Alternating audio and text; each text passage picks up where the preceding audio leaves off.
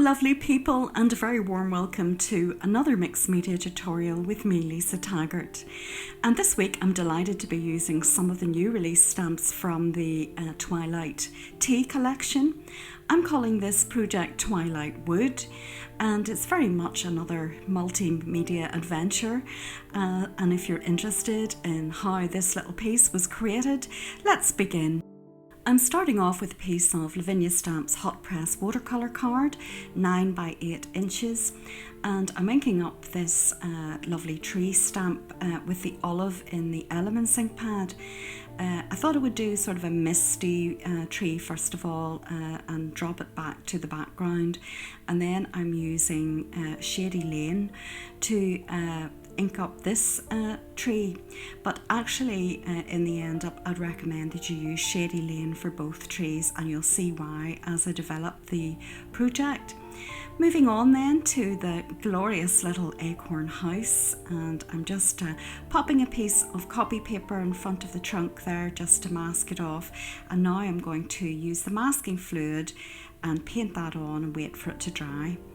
Next up, I'm taking the little teapot and popping that in the background there, and once I take a baby wipe and wipe away the ink, you'll see that the acorn is in the foreground and so forth.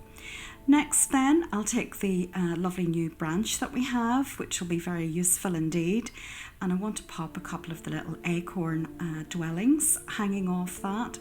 I'm using Nocturne for this centerpiece just to bring it forward a little bit and make it a wee bit deeper. And there we are. I'm also going to mask those off by painting on the masking fluid and waiting for it to dry. Also stamped the little hedgehog, there he is, one of my favourites, and I masked that off too.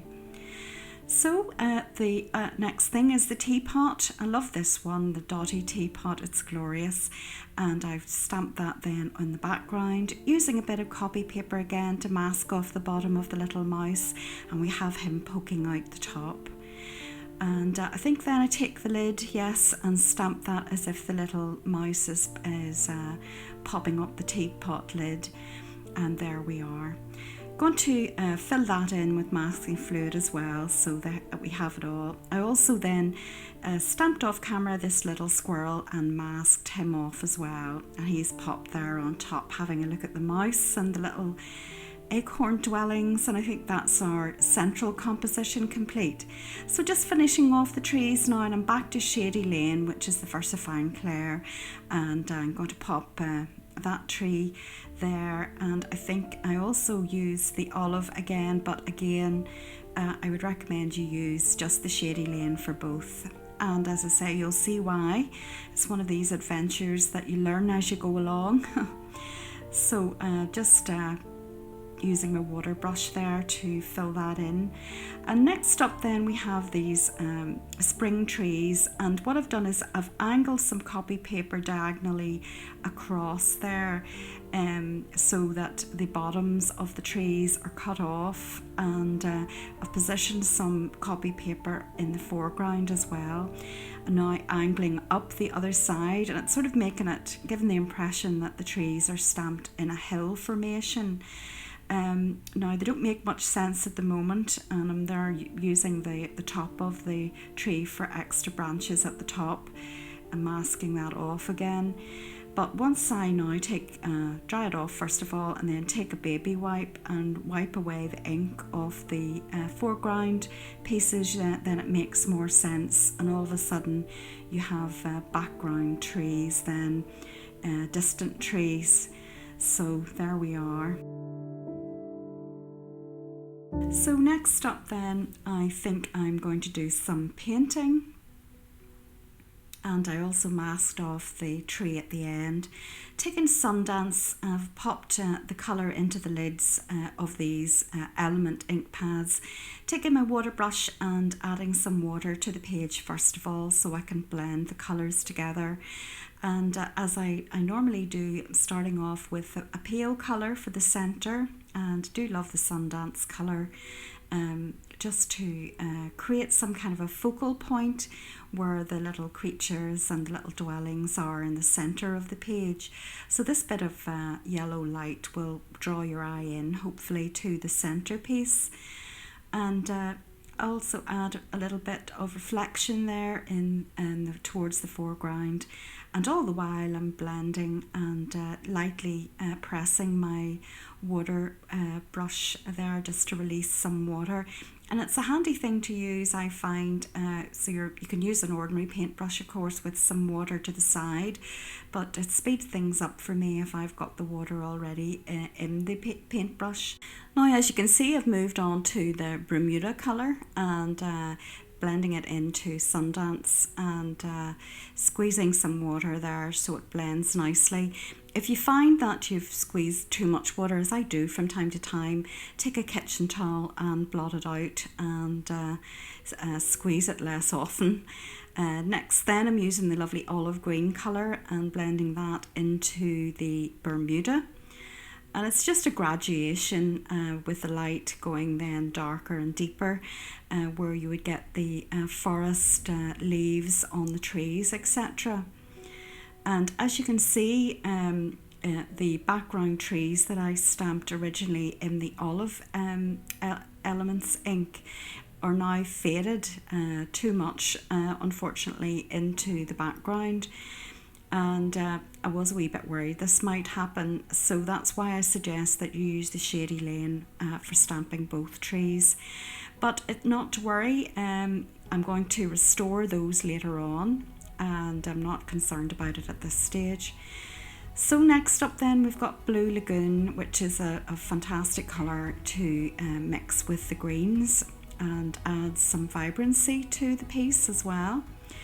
Now, you may ask, why am I using watercolour version of the Elements ink rather than just using my stencil brushes or my little smoothies to add the ink? Well, you can of course do that, but it does require quite a lot of expert blending, and I find that this is a very quick and easy and scruffy way to lay the colour down, because if you know me by now, you know that I work in under layers quite a lot, which means you do put a scruffy basic colour mix down, and then you augment that later on using other materials. So it's a nice colour mix, and I'm happy enough with it so far, and I'm gradually deepening it up as I go along. You can see there I've also added some shadowy grassy areas in the foreground, and when I did that my brush wasn't so wet, and this created almost like a dry brush effect, which was serendipitous indeed, because it looks much better that way. And sometimes you just have to go with what happens, and that's the whole adventure side of things, that really sometimes pictures take on a life of their own, and it's nothing to do with us. So do enjoy what happens as you go along and just roll with it. So carrying on deepening, and I'm using dark denim at this stage just to do the top edges, not all of it, just the side bits and a wee bit in the centre, and all the while thinking about the branches and the leaves, and deepening up sort of like a background, creating a background forest effect. So there you are. And now then the foreground. And the important thing about the foreground, and why I want it to be reasonably deep around the edges, is that I'm also going to use pan pastels in this project to add a touch of colourful magic, hopefully. And for the pan pastels to work effectively, they do need a layer of colour underneath. I find they don't work terribly well, for example, on top of white paper. So I'm going to be deepening around the edges at the bottom and creating little colourful dark mounds for them to later be placed on top of, and they pop a lot better with the dark colour underneath. So that's what I'm doing. Next up we've got Della Blue, which is a lovely transition colour between the dark and the green in the centre. It doesn't really look much difference now, but when you see me go over the top there, it's less stark than the dark denim, and it's one of my favourite colours, and I always like to use it anyway. Next up, olive, again building up the dark colours, and this is mixing with the dark denim and creating a darker or green, which is lovely. And just thinking about sort of foreground grasses and whatever really. And if it gets too wet, you can again, as I say, use a kitchen towel to dampen it down a little bit. And it's just to create a layer very quickly. So there you are, and now it's dry. I've stamped back those trees using Shady Lane, and they look a lot better now that they're back. Hello trees, welcome back. And I'm going to now take my stencil brush to do some extra deepening now that the picture is completely dry. And I'm really just going over the same areas that I did with when using the paintbrush, and just popping the dark denim in those areas again. So that's it, and I'm now going to remove the masking fluid from the foreground trees there, the two main trees at the front, because I want them to almost act as a frame to the center images, and so I want them to be quite dark. And taking my denim blue again and just sweeping that across the tree. And of course, having used the Shady Lane VersaFine Clair, that's a permanent ink and doesn't, unlike the other one, wear away. So I gradually built that up. I think I might have added a wee darker colour there to the edge as well.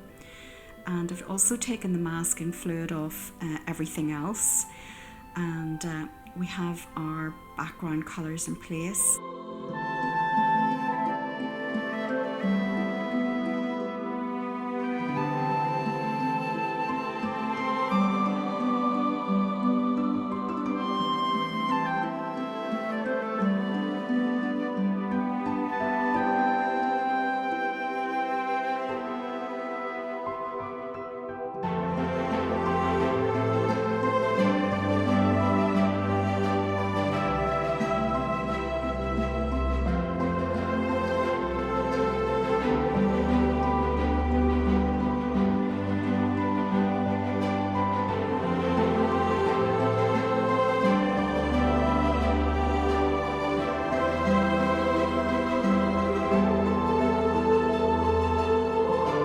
Taking the same colours again in the Element ink pads, and I'm going to do a very similar thing with the little foreground images.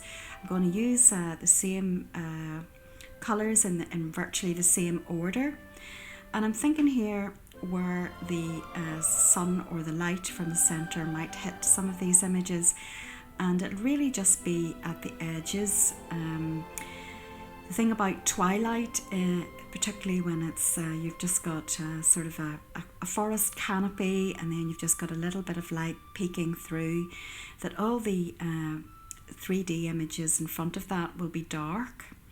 So I have that in mind, that in order, although it's very tempting to colour these in all sort of pretty bright colours, ultimately they are going to be mainly in silhouette against the light. So I'm going to gradually deepen them up using the same order of colours that I used for the background, and you'll see how then it gives them dimension, and it also keeps in mind where the yellow light might be hitting them as well. And it's a quicker way, I suppose, as well to colour them in, and it also helps with the colour harmony of the picture. If you just paint on the same colours as in the background, it just you get a more coherent look to the piece. And later on I'm going to augment this with a couple of the Sig Clean Colour markers as well, just to add a few extra wee bits. But essentially I'm using the same as the background colours here. Going on then to the deepest colour, dark denim, and adding that to the very edges and the parts that are probably not being hit by any light at all. So they're the deepest parts, and then right in the front of the acorns, and that just gives then the 3D effect more than just colouring them in nice light colours, although it's tempting. So there we have our little squirrel and our little hedgehog, looking very cute. And I wonder who lives where, or if they're gate crashing, or what they're up to. The pesky mouse is probably taken over. I'm not sure it's his house at all, but we'll see. So dry that off, and then I've taken another, well, I think it's the same Zig clean colour marker in that mid-tone cool brown, and deepening further the parts that really aren't going to be hit by the light at all, and adding in sort of the shadows and that sort of thing, having fun. And it's very quick to do.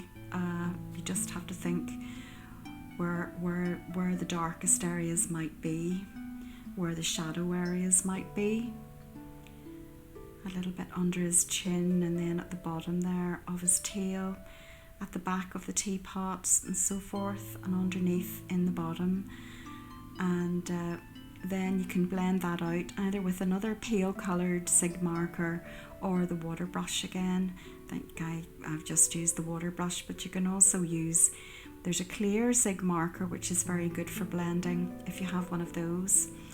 So next up then, it's the lovely white gel pen, which of course has to feature somewhere, and here it is, adding in some extra little highlights and light coming from the various little windows. Not too much, just a tad here and there, but particularly on the little teapot. And now I've got like a sort of tanny coloured Zig clean colour marker, and I thought the squirrel might need a little bit of red, not too red, but just enough just to bring his colour out. And I thought I would add a few more bits to what's around just for colour harmony. And then we're at the pastel stage, but before I do that off camera, what I did was I took the yellow gel pen, and a Posca pen would do for this as well, and added a few wee highlights, similar places to where the white went, as you can see there, just to light up around some of the images. And I also took this reddy pinky colour and added a touch of it here and there, just to lift the colour. I didn't want it to be too flat, so that made it pop a little bit better. And now we're using the pastels.